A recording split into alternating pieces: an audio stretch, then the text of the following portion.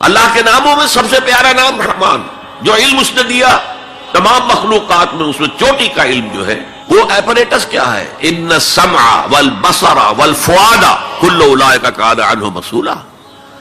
کانوں سے سنو، آنکھوں سے دیکھو، اس دماغ میں سینس ڈیٹا فیڈ کرو، پروسیس کرو، نتیجہ نکالو، میموری کے حوالے کر دو، اور سوچو اور دیکھو اور مشاہدہ کرو، نتائج اس سے نکالو، پچھلی میموری سے اس کو ٹیلی کرو، کوئی نئی چیز مل گئی ہے تو اس کو بھی سٹور کر لو۔ یہی ہے نا۔ میں مثال دیا کرتا ہوں کہ کسی شخص نے ہمارے آباء و اجداد میں سے کوئی 1000ویں پیڑھی ہماری ہوگی، ابھی تک انسان کسی سورس آف انرجی سے واقف نہیں تھا، پھل کھاتا تھا یا گوشت کچا کھاتا تھا۔ کسی شخص نے دیکھا کہ اوپر سے ایک چٹان گری اور نیچے بھی چٹان تھی، تو آگ کا شعلہ برآمد ہو گیا۔ اوہو، یہ کیا ہے؟ اب اس نے ویریفائی کرنے کے لیے 2 پتھر لیے، ٹکرائے، شعلہ پیدا ہو گیا، آگ ایجاد ہو گئی۔ The most primary source of energy. اس سے آگے کسی نے دیکھا کہ ہانڈی چڑھی ہوئی ہے چولہے کے اوپر اور ڈھکنا اس کا ہلا، اسے کون ہلا رہا ہے؟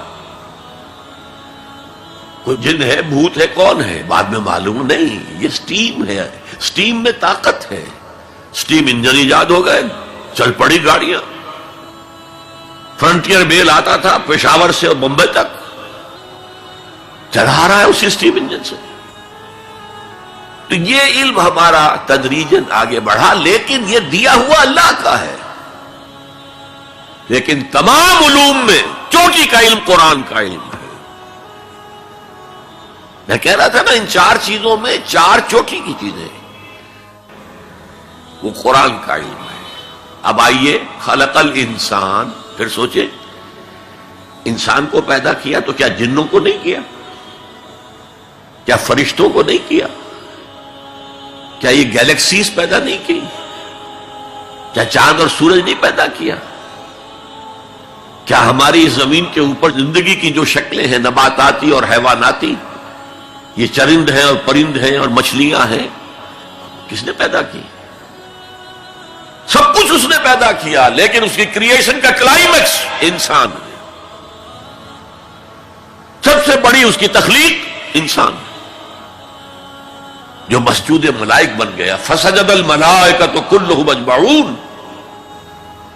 کس قدر تاکید ہے، سجدے میں گر گئے تمام فرشتے، کل کے کل فرشتے جمع ہو کر 3 مرتبہ۔ کہیں شبہ رہ جائے جبرائیل نے نہیں کیا ہوگا سجدہ یا اسرافیل، نہیں، کلھم اجمعون۔ یہ انسان شاہکار ہے اللہ کی تخلیق کا۔ فرمایا ہے خلقتہ بیدیہ، اے ابلیس تو اس آدم کو سجدہ نہیں کرنا چاہتا جسے میں نے اپنے دونوں ہاتھوں سے بنایا۔ کیا معنی اس کے؟ اللہ کے 2 ہاتھ کیا ہیں؟ الا لہ الخلق والامر، 2 عالم ہیں، ایک عالم امر ہے، ایک عالم خلق ہے۔ عالم امر میں اللہ کے حکم کی تعمیل چشم زدن میں ہو جاتی ہے۔ انما امرہ اذا اراد شیئا فانما یقول له کن فیکون۔ اور عالم خلق میں وقت لگتا ہے۔ آم کی گٹھلی سے درخت تو بنے گا آم کا، لیکن کتنے سال لے گا؟ ماں کے پیٹ میں بچہ پرورش تو پائے گا، لیکن 9 مہینے لے گا۔ اللہ نے فرمایا کتنی جگہ پر میں نے آسمان اور زمین 6 دنوں میں پیدا کی۔ عالم خلق میں ٹائم کا ایلیمنٹ ہے، عالم امر میں کوئی ٹائم نہیں۔ عالم امر سے تعلق رکھنے والی صرف 2 مخلوقات ہیں، فرشتے اور انسانی ارواح۔